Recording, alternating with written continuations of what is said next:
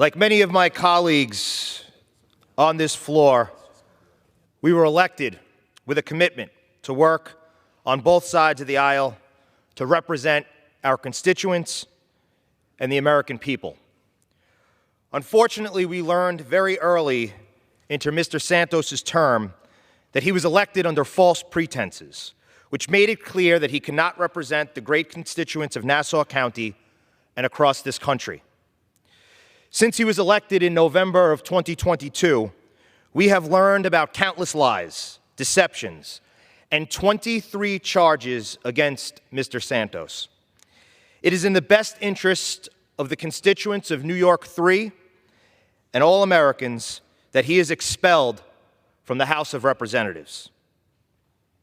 The lies, the deceptions about September 11th terrorist attacks, his education, his work history, his faith, the fact that he was Jewish, claiming that his grandparents escaped the horrors of the Holocaust.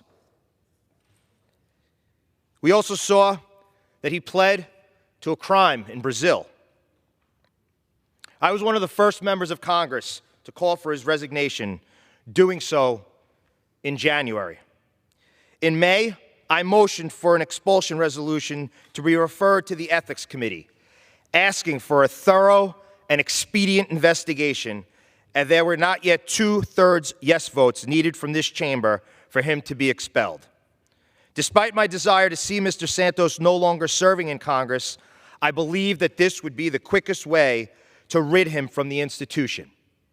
And I thank that committee. They recently released a memo interviewing over 40 witnesses, reviewing over 170,000 pages of documents, doing their due diligence. Just weeks ago, Mr. Santos' former campaign treasurer pled guilty to falsifying campaign finance reports, including lying about a $500,000 loan that Mr. Santos claimed to have donated to the campaign himself. And days later, Mr. Santos was charged with an additional 10 criminal counts. These charges included conspiracy to commit offenses against the United States of America, aggravated identity theft, and the indictment outlined a vast amount of evidence against Mr. Santos. All you have to do is look at the lies and deceptions in the resolution and details of the indictments, multiple indictments, to see that Mr. Santos is a stain on this institution and not fit to serve his constituents in the House of Representatives. Over the last days, I've heard, Mr. Speaker, from many members saying that there is due process, that there is precedent.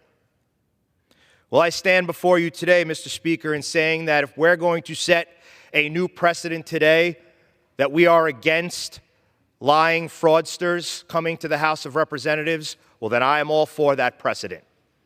And I will add to that, Mr. Speaker, that many individuals have come to Washington, D.C. to rid us of the swamp. Well, today we have an opportunity to set new precedent and to remove someone from the House of Representatives that is not properly representing the people of New York's 3rd Congressional District. Thank you, Mr. Speaker. I reserve my time. The gentleman reserves. The gentleman from New York, Mr.